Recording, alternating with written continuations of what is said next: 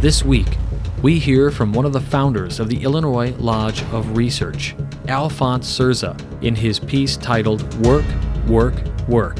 What does the American way of life have in parallel to the Masonic Lodge? What does Masonic unemployment mean for the profits of a lodge? Then, we'll read a piece from past Grand Master of Michigan as he gives a parable of a cherry tree. Each branch of a tree that represents Freemasonry, and each branch an appendant body. When those branches get full of fruit and fall and break off, what happens? What other parallels can we draw? Find out this and a whole lot more coming right up. Stay tuned. Welcome back to Whence Came You, a Masonic podcast featuring research papers and discussions related to Freemasonry. Here's your host, Brother Robert Johnson. Welcome back. This is episode number 468.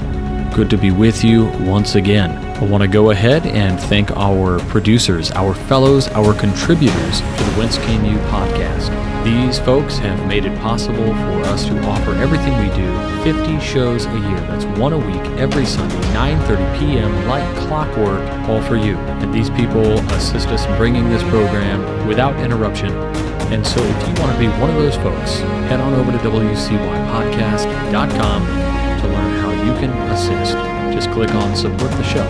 In the news, not much going on. Like usual, it's kind of quiet Masonically with all the COVID rules for meetings and whatnot.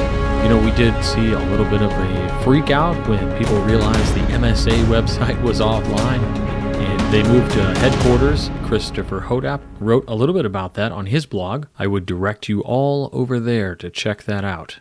I want to get right into it this week, starting off with a piece which is by my Philalethes chapter namesake, Alphonse Cerza, who was the Grand Historian for the Grand Lodge of Illinois and who also is one of the founders of the Illinois Lodge of Research. If you'd like to know more about Illinois Lodge of Research, please check out illinoislodgeofresearch.org.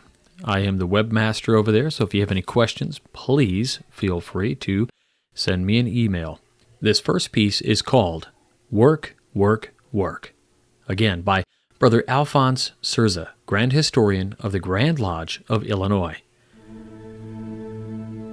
Work always has been an important part, concept, and word to Americans and to Freemasons. Our preeminence among nations of the world is the result of a superabundance of natural resources, the willingness of our people to work, converting these natural resources into useful things to make life comfortable, and a governmental form which encourages individual effort in a climate of freedom to develop one's inherent abilities. The most important of these factors is the utilization of one's own talents at work. In Freemasonry, we utilize the work constructing King Solomon's Temple as a symbol to build character. It takes work to prepare to teach the candidate the catechism. It takes work by the candidate to learn the catechism and secure the needed proficiency to advance from one degree to the next. All terms connected with the tools and work of the operative Masons are used as symbols in the craft. Therefore, work is the foundation stone in Freemasonry, and the work ethic is the foundation stone of the American way of life. As a practical matter, it is well to observe that everything is the result of work by someone. The food we eat, the clothes we wear, the shelter we use to protect us from the elements are all the results of work engaged in by many persons. It involves planning, the securing of natural resources, and work to convert the material into the finished product.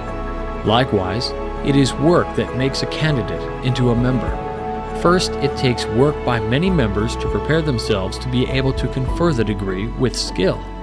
It takes work by one or more members to learn the catechism and to teach it to the candidates. It takes work by the candidate to learn the catechism to gain proficiency to advance to the next degree.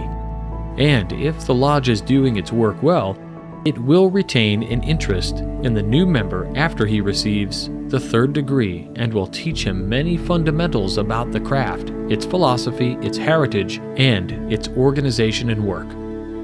This is the method whereby the lodge can convert a member into a Freemason.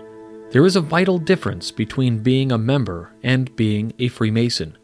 Following the formalities of receiving the degrees makes the candidate a member, but he does not become a Mason until he has learned about our heritage, has an understanding of the philosophy of Freemasonry, and has adopted the lessons of the degrees into his everyday life.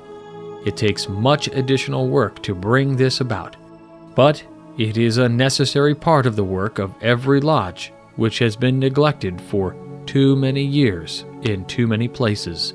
Conferring the degrees does not complete the work of Freemasonry. It is just the beginning. Unfortunately, for too many years, the word work, when used by Masons, has described only the ritualistic work conducted by the lodge. And in most places, lodge instruction on ritualistic matters, ritualistic schools, teaching by grand lecturers and other instructors have done a credible job in this area of Masonic work. Some have been critics of our Masonic leaders on the basis that there has been too much emphasis on perfecting the ritualistic work of the lodge, with the thought that this is the only thing that matters in order for the craft to be successful. There is no question that the ritualistic work of the lodge is of vital importance, for it contains the philosophy of the craft and is the vehicle used to teach the candidate the lessons that are the foundation of Freemasonry. Doing good ritualistic work is important because it is the first exposure of the candidate to the craft, and the first impressions are always lasting ones. The trouble is that so much emphasis is placed on this phase of our work that everything else is neglected. Placing so much emphasis only in this form has caused us to neglect the substance contained in the degrees. It has been the easy way out for many officers who find it easy to work by rote and to give no attention to the meaning or to the purpose of the ritualistic work. There is a need for additional work with the candidate before he is initiated, after he has received each degree, and after he has completed all the formal steps to become a member. Some Grand Lodges have recognized this need by establishing educational committees which have devised programs to give each candidate additional instruction beyond the ritualistic work of these 3 degrees. Many of these committees have prepared booklets for the candidates which are excellent and serve a useful purpose. For instance, the Secretary of MSA Digest, Tried and Proven. Placing these booklets in the hands of the candidate is fine, but what assurance do we have that the candidate will read the material and that when he does read it, he will truly, fully understand it? What we need is more time spent with the new member, either personally or in a group meeting, to answer their questions and inform them about the nature of the craft and its work. These additional activities are valuable to the candidate and new members, but they are also important to the lodge because they enable the officers to set additional members to work. A working member is always an interested member. It is the duty, both traditional and expressed, of the worshipful master to set the craft to work and to give it proper instruction.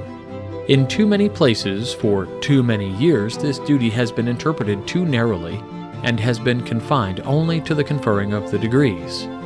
As a result of this attitude and interpretation, there has been too much Masonic unemployment among our members.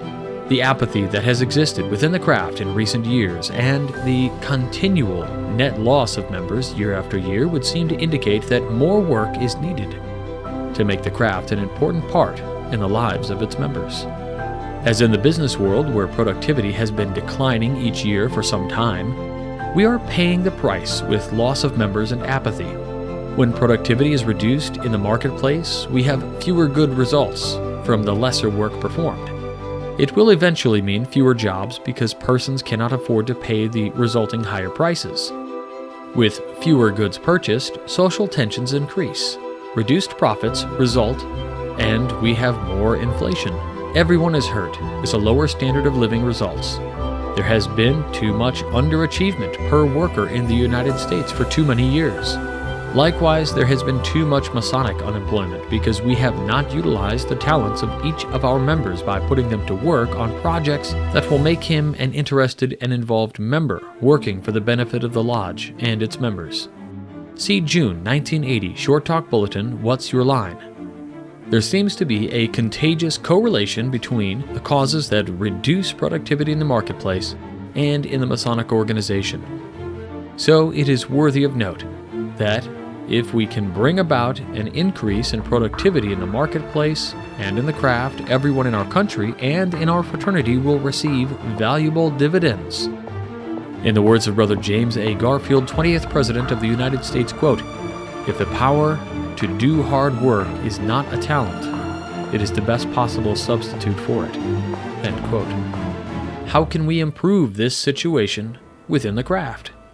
It all boils down to the fact that more work will have to be done by everyone involved, apply themselves with diligence in the performance of their duties to be determined to do a better job than has been done in the past, and to expand the scope of their work and that of the lodge. It means that the officers should consider ways and means of improving conditions in the lodge and its work.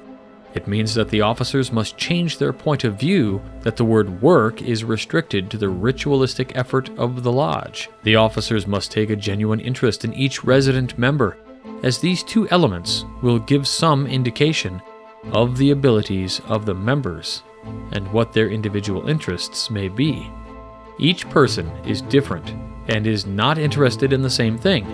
We must recognize that not all our members are interested in the rote learning of the lectures and the degree work, and will not spend the time doing something in which they are not interested. When these individual interests and talents are ascertained, they should be utilized by the lodge by assigning proper work to the member. It is surprising how members favorably respond to requests to work for the lodge within the areas of their interests. To be singled out, to perform a task, and to be recognized for the abilities that one possesses is always flattering. This will make a member a better member, and the lodge will also benefit from the work done. As the skills, abilities, and talents of the members are explored, it is likely that the lodge may find it necessary to adopt new beneficial programs to put these members to work. It cannot be said at any time that we have all the workers we need, and that there are no new programs or work to be done by the lodge. The use of a little imagination will often disclose new important areas in which the lodge can function for the benefit of the members, the lodge, and the community. There is always room for Masonically unemployed members to become employed. Specific suggestions cannot be made that will apply everywhere. To be taken into consideration is the type of members who belong to a specific lodge, local conditions, and what has taken place in the past, and how much the unemployed members can be motivated to take an active part in the work of the lodge. There may be a need of having new committees appointed. It is also likely that the committees that exist must be converted into working committees rather than existing in name only. Giving the member a title and duties to perform, plus a bit of recognition, may be enough to get him to work. It should not be hard to find things that need attention. You can start by considering the physical condition of the premises where the lodge meets. Do the premises need to be painted? Do the grounds need to be spruced up with a lawn, flower beds, bushes, a flagpole, etc.? Are there widows of deceased members who have been neglected? Are there sick members who need some attention? Does the lodge need a library with Masonic books? Are there members with hobbies such as stamp and coin collections with items of Masonic interest that ought to be put to work in organizing a display of these items at an open meeting? Do you have a member whose hobby is gourmet cooking who can be put to work preparing a fancy dish for the lodge? Do you have able members who are students who can be put to work preparing talks on Masonic subjects? These are some of the questions that come to mind at once as one explores areas to create work for Masonically unemployed members. Here are some suggestions that might be considered. If you have a number of retired members with time on their hands, why not adopt the welcome wagon idea of the business community? Form a welcome committee in your lodge. Arrange to get the names and addresses of all the new families which move into the community, and have these retired members call on them to welcome them as neighbors. Visit with the new family and let them know that if they need any help or information, that the lodge is ready to help. This sort of project will create much goodwill with the new residents, and the working members will get a lift from the work. Hospitals are always in need of volunteers, and this area should be explored with the thought of having some of the lodge members act in this area. If there is a Veterans Administration hospital within a reasonable distance with an MSA field agent there, talk with him and disclose areas in which he can be helped in his work. He may need help wheeling in patients to church services on Sundays even. He may need Masons to visit with patients who seldom get visitors. There is always need for expanded educational activity in our lodges. The scholars, teachers, and readers of Masonic literature have been neglected by our lodges. These members should be put to work studying various phases of Masonic history, the lodge records to find interesting items, the philosophy of the craft with a view of having them present talks to the members. Study clubs might be considered on the lodge level or community level. Forums and roundtable programs should be considered as a means of creating work for Masonically unemployed members. There is much work to be done by the lodge and its members, and with the increase in the amount of work done, everyone will profit. So, Brother Alphonse Cerza is a really interesting guy in his writings throughout the years. A lot of the things that I've read of his, he never goes super in detail into, let's talk about esoterics, but he never, ever forgets to mention the philosophical aspect of Freemasonry. And he's very much concerned with the turning a member into an actual Freemason through the act of living Freemasonry for real. He also is somebody who is highly interested in the Masonic fraternity being involved in their community as Masons. This becomes more difficult through the years because of the expanding nature of local politics. Politics tends to inject themselves into the quality of life in the community, and that doesn't necessarily mean that Freemasonry can't also assist in the quality of life of a community, so just throw that idea right out of your head. And Cerza certainly suggests being active in your community. But I love what he has to say in this paper. I think it's really interesting, especially when we consider what Brother Darren Lainers wrote about last week and we read in episode 467, doing what we say we're going to do. That is, make good men better. The next piece I have for you is called Parable of the Cherry Tree by Robert A. Hoxlett, past Grand Master, Michigan. In March of 1967, at a seminar of the Ancient Arabic Order of Nobles of the Mystic Shrine, this paper was presented by Robert A. Hoxted, then Grand Master of Masons in Michigan. Most Worshipful Brother Hoxted now serves as Chairman of the Executive Commission of the Masonic Services Association. The original title of this paper was Building Relations with the Blue Lodge. At first thought, this topic might seem rather meaningless, for building relations between the Ancient Arabic Order, Nobles of the Mystic Shrine, and the Masonic Lodge is, in effect, building a relationship between a man and himself, since we are all members of the same body.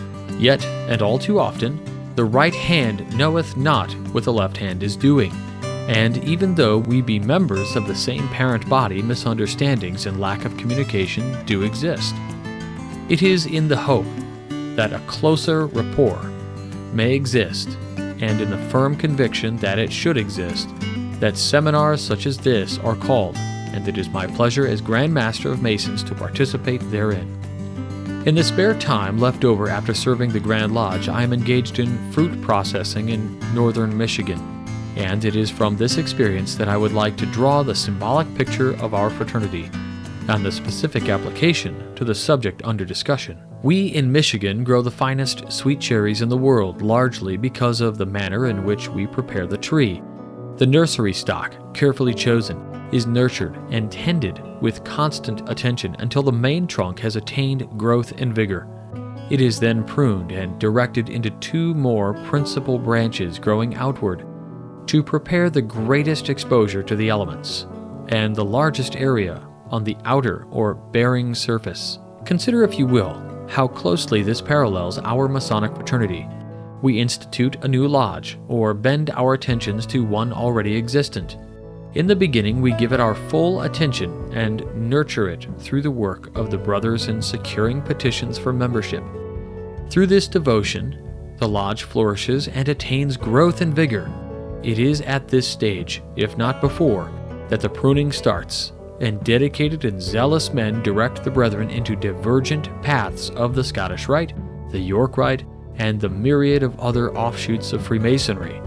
With this, per se, I have no quarrel, since there should be enough workers in the quarries of our craft to necessitate additional outlets for their talent. But let us get back to our tree, which is now in the full flower of its maturity, and let us consider particularly the most spectacular of the divergent branches.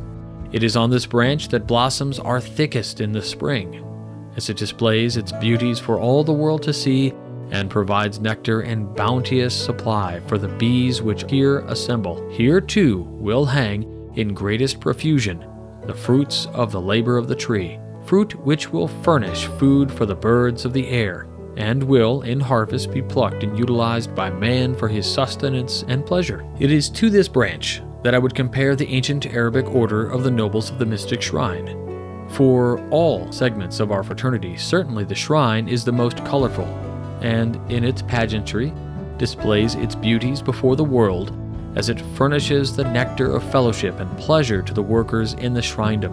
It is in this labor of the mystic circle we find too the finest fruits of human endeavor. As to its outstretched arms are drawn the halt, the lame, and the burned, to be restored to health and to take flight, like the birds, from pain and the shackles of the crippled to the heights of joy and the potential of a full and rich life. Again, consider our little tree, now in the fullness of its harvest.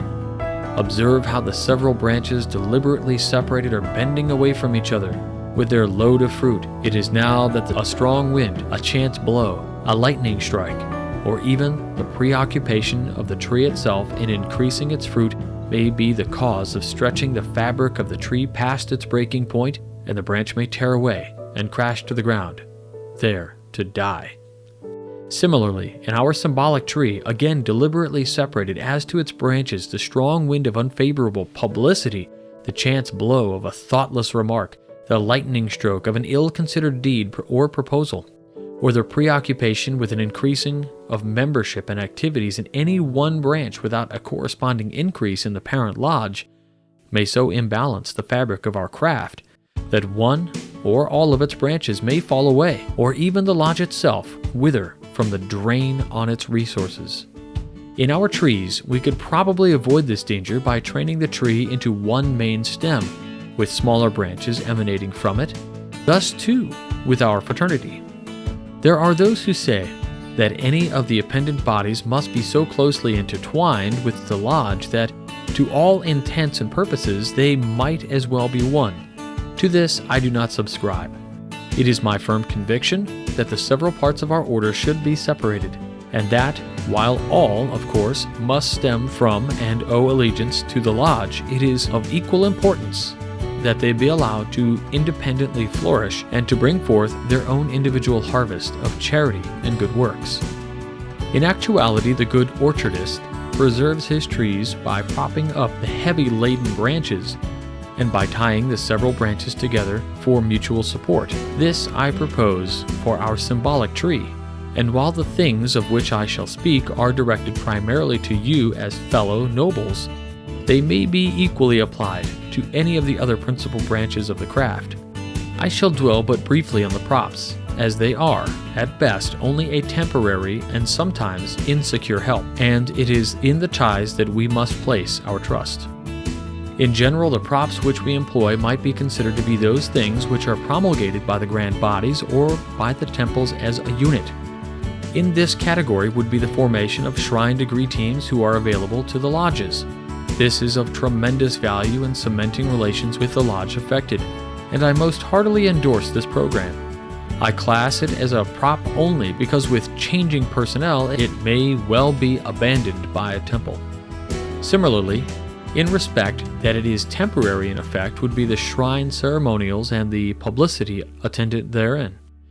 Certainly, there cannot help but be an awareness of the occasion among the members of the lodges in the area, and if done in good taste, it cannot help but reflect with credit on the fraternity, and may well induce Master Masons to wish to belong to such an obviously fine organization. On the Imperial Council level, there can be no greater service to humanity than the programs to care for the children in the several hospitals maintained by the shrine.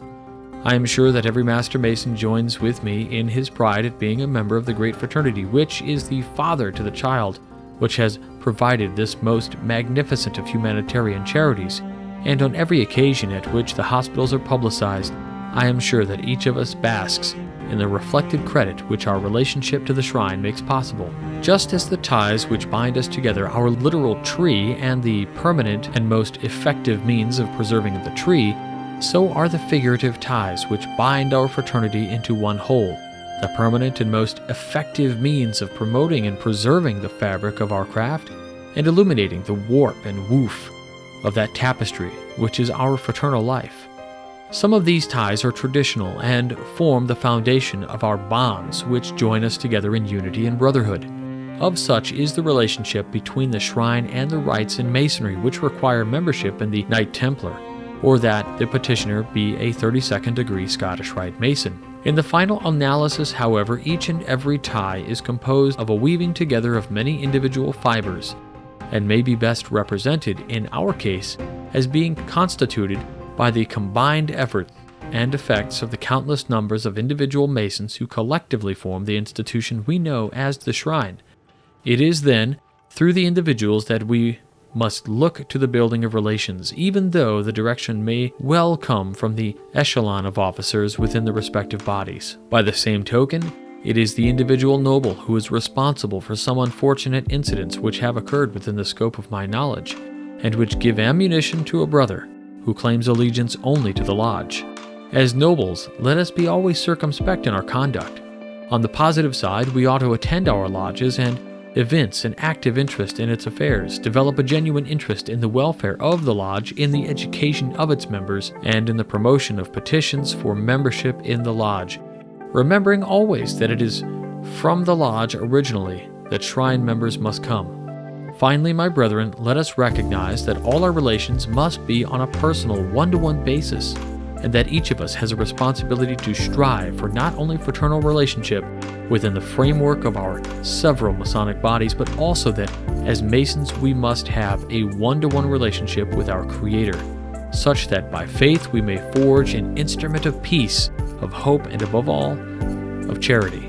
To that end, this fraternity, with all its parts, may justify its existence and be a force for the right in this troubled world. By so doing, you will have built the best possible relationship with your Blue Lodge. So mote it be. Robert A. Hoxlund, Past Grand Master, Michigan. Really interesting piece. Lots of changes and some things to call out. It is no longer the ancient Arabic order of the Nobles of the Mystic Shrine. It's just Shriners. This has to do with lots of things, a lot of things that are legal, actually. Everything has changed the way the hospitals are funded with the universal health care and all of these things. Of course, LLCs had to be created to accept insurance and all of these things. So certainly the pride is still there of most of the Shriners I know. And it's still kind of interesting to say things like, or when we hear that all Shriners used to be Masons, but not all Masons are Shriners, this is usually said in some kind of a condescending, special way or something. In some cases, not all, but that is not actually the case. There are still states which, one in particular, that you do not have to be a Mason to be a Shriner. So this is, of course, interesting. Something I did find awesome is this idea toward the end that a Shriner should be actively involved in their Blue Lodge, and I hope this is the case. I don't really know, because most of the guys in my lodge are not Shriners, but if they are, they certainly don't ever mention it. So I wouldn't know. And I'm not sure I agree with having degree teams go out and do things, because then it takes the onus off of the lodge, which is kind of an issue in itself. It's perhaps enabling laziness. But I really liked the piece, and I thought the way it connected the ideas of work with our previous piece and maybe what Darren said last week. This is a good piece for contemplation. I'll make sure that it makes the cut and is in our app as a download, for a PDF download, so you can check out both this piece and the other one I'll have inside the app for you to download. A lot of people ask, how do you get that app? You just go to the App Store or Google Play. You type in Podcast Source, download the app. Once you open the app, you can search for podcasts. You'll search for Whence Came You? ? And you will then click Add to Shows, and then you'll have access to any bonus features if they exist. For almost 350, 400 episodes, I think we did wallpapers for every episode you downloaded. There was the paper from every single episode, and that's all done just so that you have what we read in the palm of your hand. If you like it, you can read it to your lodge or what have you. So please enjoy. That is all free thanks to our producers, our fellows, and our contributors, those folks who make this show possible. Once again, I would thank them all. And if you want to learn more, head on over to wcypodcast.com, click on Support the Show. Additionally, things you can find on our website which also help us out. You can click on the shop. You can buy a producer's pin right now. It is the pin that all our producers get. You can buy one for $10 plus $3.50 shipping. We also have one Mason's Lady decal left. I've been selling them for a long time. They don't sell super fast, but if you want one, I only have one left. And then, of course, I did just get a fresh shipment of It's Business Time, Adapting a Corporate Path for Freemasonry, which is autographed if you get it. It is a book that I wrote with my good friend and brother, John T. Ruark. It got rave reviews. It has a lot of folks who really enjoy it, including entire Grand Lines that bought it, one for every officer. So we're very proud of that. You can also pick up Laudable Pursuit by the Knights of the North, edited by Chris Hodap, as read by Chris and a bunch of guys from Space Novum Lodge who put it together on Audible. That is available. You can get it for $6.95 right there, or free with a trial from audible.com. So those are all on our website to purchase. I want to thank you in advance for anybody who considers getting any of those items to help us out. I also want to thank everybody who participates in the Great Books program. And you might have enrolled in this last week where they accepted just 200 people to the program. So really exciting stuff. Thank you guys all so much. Of course, we have some other projects I would invite you to check out. Chief among those are, of course, the Masonic Legacy Society. We are doing a workshop in December. If you're interested, head on over to MasonicLegacySociety.com. Download the document and guide. If it really turns you on, shoot us an email and let us know. You can check out a compilation of lectures that I've done on the Quantum series. Those are all on truthquantum.com. We have the Civic Freemason. If you're into civics and Freemasonry, that is also there for you, the civicfreemason.com. We have the MasonicReadersPodcast.com. An older project that I put together and that is freely available for all of you is the remastered Manly P. Hall lectures. That's right.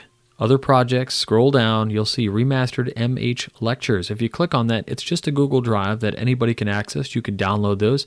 I have removed the white noise and made it so that you can actually hear Manly P. Hall like never before, all for free. That's right, totally free. And of course, we have our episode vault. And lastly, it's not under the other projects, but I would ask you to check out the website, WilmshurstUniversity.com. Read all about it. Consider donating to the project. Your donations are refunded if we don't meet the goal. So you have nothing to lose and everything to gain. That's it for this week, everybody. I want to thank you all so much. I got to get on the road and go to Kansas with my kids and go visit the ever-popular Alex Powers and his wife, Yvette.